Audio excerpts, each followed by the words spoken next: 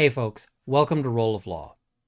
Recently I did a video where I looked at a statement put out by Wizards of the Coast about the open game license, and I concluded that this was likely going to be bad for players, for DMs, for third-party content creators, for people who stream games online, basically bad for the game as a whole. Now I got a little bit of pushback. There were some people saying, hey, you're just engaging in fear-mongering. And now we've got a little bit more information. And based on that, I'm going to say I was wrong. It's so much worse than I thought. Now, before I go any further, I'm going to talk a little bit about my background. I'm a lawyer, but I've also been playing tabletop role-playing games, and especially Dungeons & Dragons, for a long time. I used to play with this book right here, and it was put out in 1991. I've got about 3 decades of D&D experience, and there's people who've been playing longer than that, but this has been a long time. I've played lots of different tabletop role-playing games, but my focus has always been Dungeons & Dragons. It was the first game I played, and it's the one that by far I've put the most time in. I spent literally thousands of dollars on various Dungeons & Dragons products over the years, so it takes a lot to really, worry me. I've stuck with them through all sorts, through every edition, and this may well be the last one. I'm moving away from Dungeons & Dragons as a result of this announcement.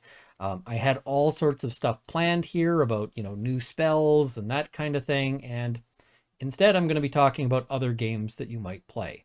So why am I doing that? Well, it's because of the open game license update plans that Wizards of the Coast seems to have. These have been leaked, and we don't have the full document at this point, but we do have some excerpts. Now, you might be wondering, what is the open game license? And I talked about that in previous videos, but to recap here, it's a license agreement that was sort of put out there, and you can sign on to the original open game license just by making content. And it allowed people to make a whole bunch of different content. So it was possible to, for instance, make an adventure that, is your own creation and sell it if you want, or give it away or share it, all of these things. And because of that, Dungeons & Dragons has enjoyed a really vibrant ecosystem of creators who are putting out books for it. And there's lots of options out there. For instance, if you don't like the book Standard Monk, you can find several other versions that might work better for you. All of these things are really a benefit to the game and draws people in. Similarly, online streaming and so forth has brought a lot of people in. Lots of people want to watch that. And they're looking to end that. Now, they've said that they're not looking to change anything in a big way, but this turns out to not be honest, because what they're doing is they're implementing a new open game license, and the new open game license is nothing of the sort. It's not open because you have to actually sign up and register and go through various steps to do it. And of course, they can deny you the ability to do those. So they now get to pick and choose who actually has access to this license, which makes it not open. It's a closed license. They want to claim royalties from people who are making over a certain amount of money, which I will talk more about that in another video. That doesn't affect most people because it's over 750,000, but there's much more concerning things. Now, in a previous video, what I had said was that at least you'll be able to just rely on the old 5th edition open game license, because forever Wizards of the Coast had promised that if you are making content based on that, that original license, that you would be able to enjoy that license forever.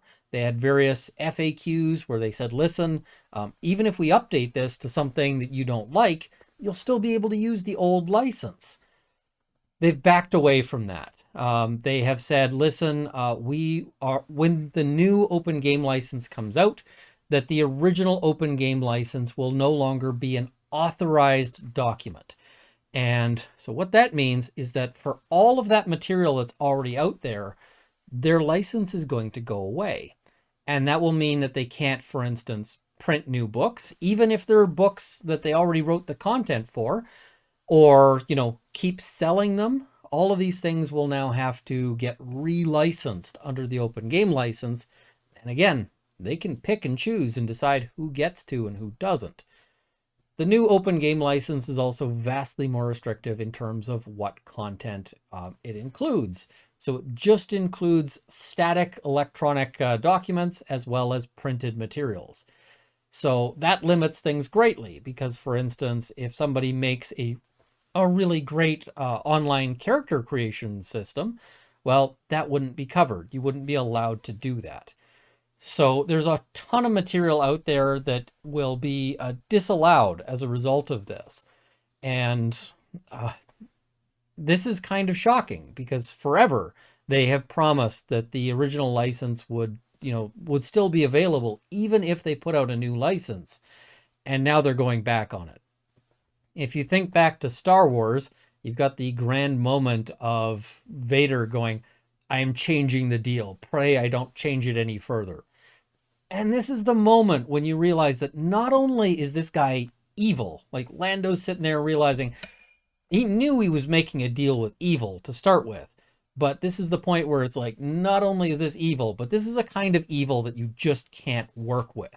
Because if they're going to start changing the deals like that, that's not trustworthy behavior. That is very concerning. So why there's all these people who made all of these products and all of this content out there based on the assumption that they would be able to rely on this, who have now been essentially betrayed. Now, a lot of people are asking, can they do that? And this is a bit of a complicated question because the original open game license provides that it will provide a perpetual license. But they didn't use a critical word, and that critical word is irrevocable.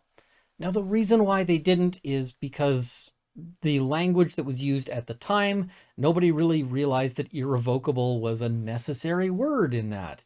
That's something that sort of evolved through case law over time. So because they didn't include that, Wizards of the Coast is taking the position that it is, in fact, revocable. And they may well have an excellent argument in court. I would not say that they're going to lose on this one. The counter argument is the promises that they made in terms of, you'll always have access to this license. Here's the thing, as much as both sides may have an argument here, Wizards of the Coast has literally billions of dollars. That's billions with a B. And so you're not going to be able to fight them unless you've got a massive war chest for litigation, because they can certainly spin up the costs of litigation and make it very expensive to, essentially to force anybody else out of that litigation. So unless you've got a spare $500,000 at least, you're probably not challenging them on this. I've seen people online saying, oh, well, Paizo, the makers of Pathfinder, which may not be able to be sold on the market anymore after this. This might kill Pathfinder, which lots of people play it. Lots of people enjoy it. It is part of the gaming, circle. I'm not a huge Pathfinder fan overall. I've preferred Dungeons and Dragons, but I still like that it exists and that people who want to play it can play it. But people have said, oh, well, they'll have the money to challenge Wizards. They probably don't. And I've seen people say, well, if they all band together, all of these creators, they can challenge Wizards. They probably still don't have the money to go toe-to-toe in this one. This is still just the sheer disparity in terms of financial might on this one creates a real problem for anyone who wants to challenge them. So can they get away with it? Probably. They have at least a viable argument and enough money to prevent anyone from, realistically challenging them. Now, you might be saying, why is this such a big deal? Well, as mentioned, first of all, it cuts out all sorts of things. Electronic character generators, no longer useful. Virtual tabletops. Keep in mind that one of the things that they're looking to push with 1D&D is a very heavily microtransaction-based virtual tabletop. And now they'll be able to say all the other virtual tabletops on the market, can't function in the same ways, which is going to make it very hard for them to compete, which gets them to a single virtual tabletop ecosystem, which of course they can then pack with microtransactions. So that's a major issue.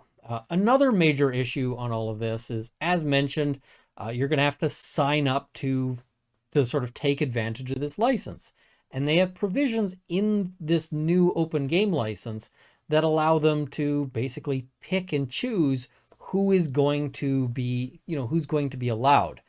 So they can decide, hey, this particular manufacturer or this particular game maker who we don't like, they just can't make stuff for D&D.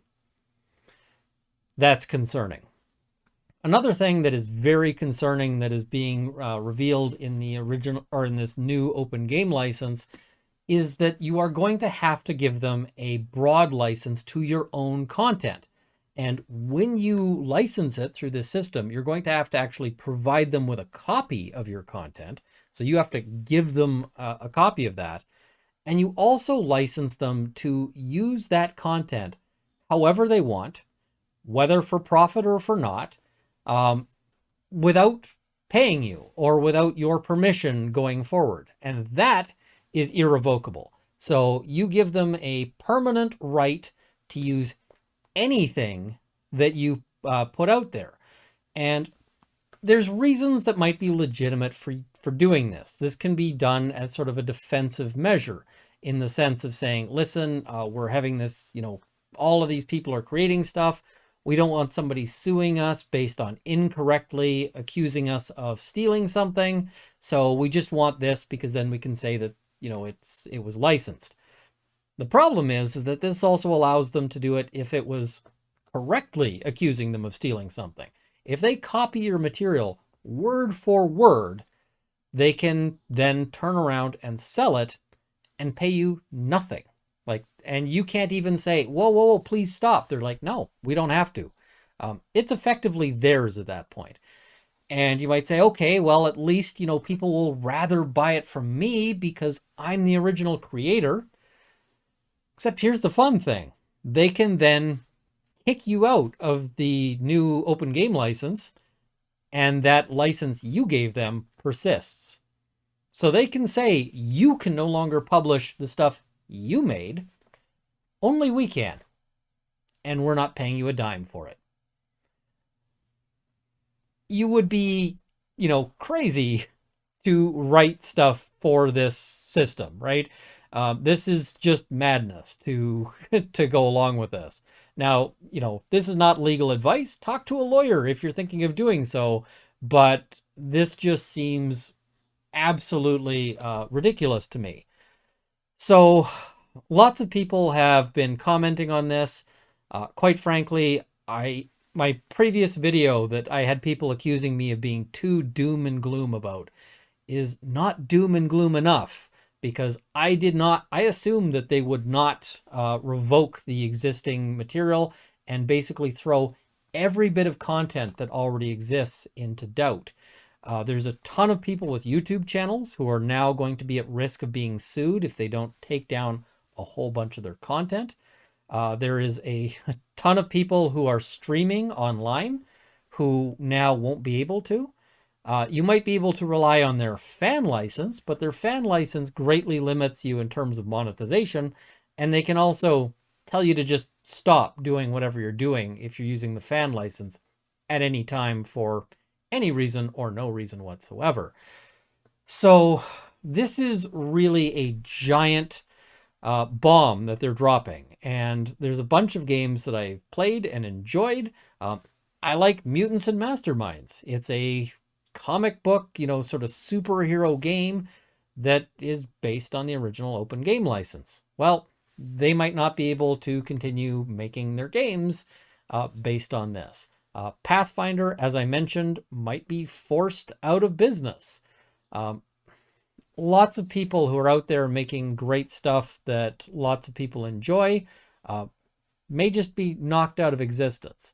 And frankly, I can't support that. I will, as I sort of mentioned, I'm not going to be doing Dungeons and Dragons content here. until and unless they change, or at least for future until something changes. So yeah, this is very concerning, and quite frankly, um, as much as people are sort of doom posting about this online, I don't know that they're going far enough. Um, anyway, those are some initial thoughts. I will have some further thoughts later. I'm waiting to see the full document because right now there's only this leak. It's been sort of leaked to somebody at Gizmodo, but the rest of us don't have it. Um, I will note that it has gotten a lot longer. The original open game license was at 900 words. It's reported that this is over 9,000 words long. So we're now at 10 times as long, which is going to be a big challenge for a lot of people. And I'm sure that there's going to be stuff that is buried in there that will cause problems.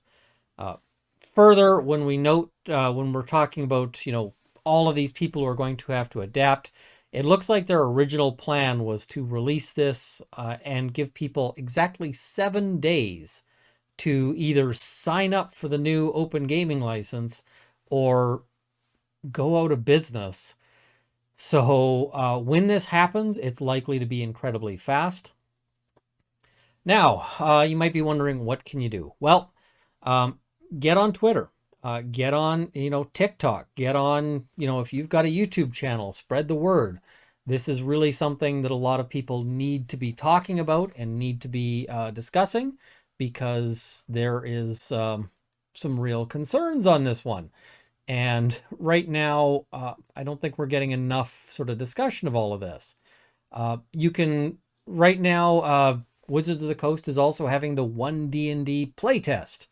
Well, it's got a feedback page, and that feedback page seems to me might be a great place to just let them know your thoughts on this one and sort of advise them as to what you're thinking.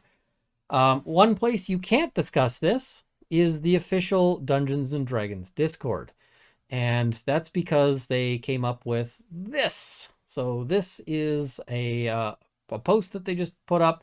It says, discussion of the allegedly leaked copy of OGL 1.1 violates one of two sets of server rules.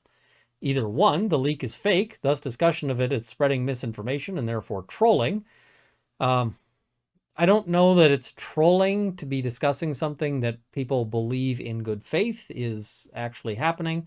Or two, the leak is illegitimate and therefore discussion of illegitimately acquired IP, which violates both our rule on discussion of pirated material and discussion of activities considered illegal by Wizards of the Coast. Okay. As such, at this time, we will not be allowing discussion of said document until an official release is made by Wizards of the Coast. So they very much don't want you talking about this. They want to quiet that down.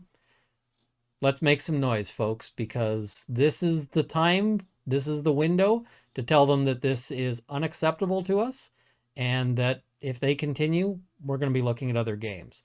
I'm going to be doing a series sort of going forward, talking about some other games that I like and recommending those, because yeah, I've also got a Stars Without Number stream that we do occasionally, sort of as scheduled permits. I'm probably going to start some additional streaming just to look at some of these other games so that you guys can get some idea of what else you might play. And when I, a Dungeons and Dragons sort of diehard fanboy who has ventured into other games historically, but always come back to Dungeons and Dragons, I'm saying, you know what? Now is the time to abandon them entirely. It's bad, folks. It's real bad.